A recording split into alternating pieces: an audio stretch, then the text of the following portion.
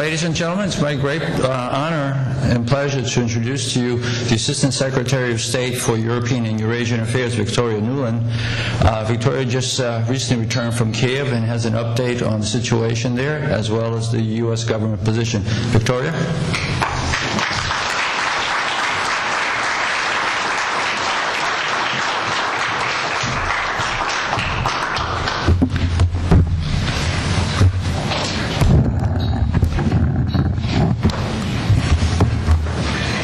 Well, thank you, Roman. Thank you, ladies and gentlemen. Thank you for being here and for your continued support for the U.S.-Ukraine relationship. And thank you for the invitation to speak to you today. Still jet-lagged from my third trip in 5 weeks to Ukraine and my days in Kyiv earlier this week. I don't have to tell this crowd that these are historic and challenging times for the people of Ukraine, for the Ukrainian-American relationship, and for people everywhere who care about the future of that great country. The world is watching the drama that is unfolding in the center of Kyiv. The Euromaidan movement has come to embody the principles and values that are the cornerstones for all free democracies. What began on November 24th as a protest against President Yanukovych's decision to pause on the route to Europe has become much deeper and bigger. After blood was spilled by security forces on November 30th, the movement also became about justice and civil rights and Ukrainians' desire to have a government that respects them, that listens to them, that protects them, and that provides for them. A modern democratic government. That was palpable when I made my first visit to the Maidan on December 5th. When Ukrainians say they are European, this is what they mean. And as one very prominent Ukrainian businessman said to me, the Maidan's movement's greatest achievement is that it has proven that the people of Ukraine will no longer support any president, this one or a future one, who does not take them to Europe. Throughout this period, the United States message has been clear and unequivocal. We stand with the people of Ukraine in their search for justice, human dignity, security, a return to economic health, and for the European future they have chosen and that they deserve.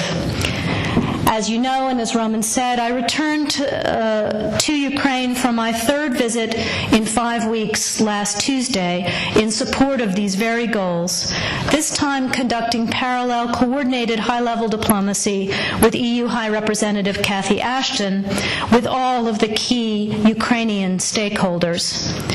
Then, halfway through our visit, in the wee hours of Wednesday, December 10th, we witnessed the appalling show of force by government forces who turned riot police, bulldozers, and tear gas on the Maidan demonstrators as they sang hymns and prayed for peace. Ukrainians of all ages and backgrounds flooded to the Maidan to protect it. Secretary Kerry wasted no time in expressing the United States' disgust at this decision of the Ukrainian government, and by morning the riot police had been forced to retreat. Later that same day, I spent more than 2 hours with President Yanukovych. It was a tough conversation, but also a realistic one. I made absolutely clear to him on behalf of the United States that what happened December 10th, and more generally what has been happening in security terms, is absolutely impermissible in a European state, in a democratic state. But I also made clear that the United States believes there is a way out for Ukraine, that it is still possible to save Ukraine's European future, and that is where we wanted to see the President lead his country. And that was going to require immediate steps to de-escalate the security situation and immediate political steps to end the crisis and get Ukraine back into a conversation with Europe and with the International Monetary Fund. As you all know, and as I'm sure you just heard from Anders and other colleagues, Ukraine's economy is in a dire state, having been in recession for more than a year and with less than 3 months' worth of foreign currency reserves in place. The reforms that the IMF insists on are necessary for the long-term economic health of the country. A new deal with the IMF would also send a positive signal to private markets and would increase foreign direct investment that is so urgently needed in Ukraine. Signing the association agreement with the EU would also put Ukraine on a path to strengthening the sort of stable and predictable business environment that investors require. There is no other path that would bring Ukraine back to long-term political stability and economic growth. We also commend the EU for leaving the door open on the association agreement and for continuing to work with the Ukrainian government on a way forward. The Ukrainian parliament has already passed some 18 separate pieces of required legislation in advance of the Eastern Partnership Summit in Vilnius. Although that was a missed opportunity, it would be a huge shame to see 5 years' worth of work and preparation go to waste if the AA is not signed in the near future.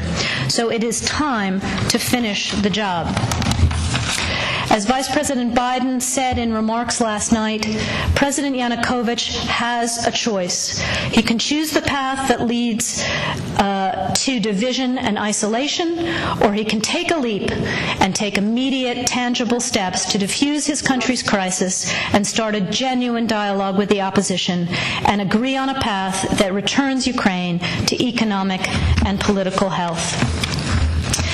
While these are challenging times in many ways, we also can't lose sight of the fact that this is a time for great optimism as well. You only have to be on the Maidan to feel the energy, to feel the hope of Ukrainians coursing through the center of Kyiv and across the country. People are engaging because they know they have a stake in the future of their country. We see energy, we see optimism that simply didn't exist in Ukraine 20 years ago. People are of all ages, of all classes, of all walks of life, are taking ownership of their future and coming out into the streets to demand a European future. They're doing so peacefully, with great courage, and with enormous personal restraint. Since Ukraine's independence in 1991, the United States has supported Ukrainians as they build democratic skills and institutions, as they promote civic participation and good governance, all of which are preconditions for Ukraine to achieve its European aspirations.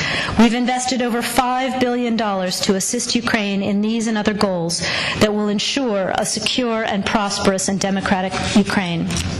Today, there are senior officials in the Ukrainian government, in the business community, as well as in the opposition, civil society, and the religious community who believe in this democratic and European future for their country.